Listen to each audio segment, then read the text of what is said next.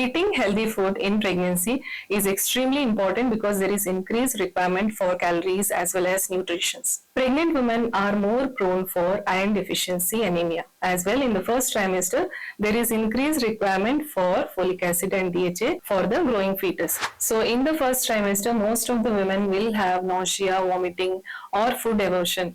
It is very difficult to tell that the particular nutrition only they have to take. So, we usually in general tell a patient that they should eat the food that they are comfortable with. They should avoid oily food, food that is high in sugar content or spicy food because that increases the gastric regurgitation. Patients can have fish during pregnancy because it is a high source of omega-3 fatty acid, iodine, and it is also very important for the brain and neural development of the fetus. Patients can have all types of well-cooked fish except for fish like king mackerel, shark and swordfish. The larger fish has a higher mercury content and which can be harmful to the pregnancy and the fetus. That is the reason we avoid certain fish in pregnancy. Patients can have well-cooked meat during pregnancy because it is a high source of iron as well as protein. However, high amount of liver should be avoided, which contains high amount of vitamin A, and especially they should avoid it in the first 5 months of pregnancy when the baby organ is developing. Patients should avoid unpasteurized milk. They should avoid undercooked meat, uncooked egg or raw egg should be avoided because these can be the source of food poisoning. Patients should also avoid eating salads which are not prepared freshly outside. They should avoid eating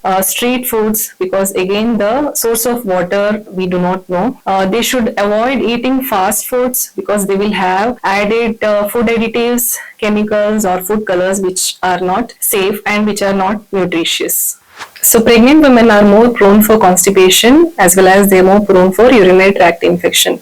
It is good to have at least 10 glasses of water in a day to have a good digestion as well as to avoid these particular complications. Most of the patients who are already addicted to coffee will have some cravings, but in the first trimester if you have coffee or tea, even tea has some amount of caffeine in it, so there is a chances of higher amount of gastric irritability, regurgitation, and there is higher chances of patients having increased frequency of urine. So it is better to restrict the intake of tea or coffee to 1 or 2 cups a day, but if possible to avoid in pregnancy, all the more better. So patients can eat 3 to 4 snacks in between the major meals. So we usually suggest them to have healthy food like fruits, fresh vegetables or freshly made salads, salted nuts, or it can be any whole grain crackers. How do we know if a woman can give natural birth or not? To answer this question, we assess the women at term around 37 weeks. So first of all, the mother should be in a very good health condition for a normal labor to happen. So there are certain conditions like severe heart disease in pregnancy where giving natural birth may be very risky to the mother. But a simple present of blood pressure or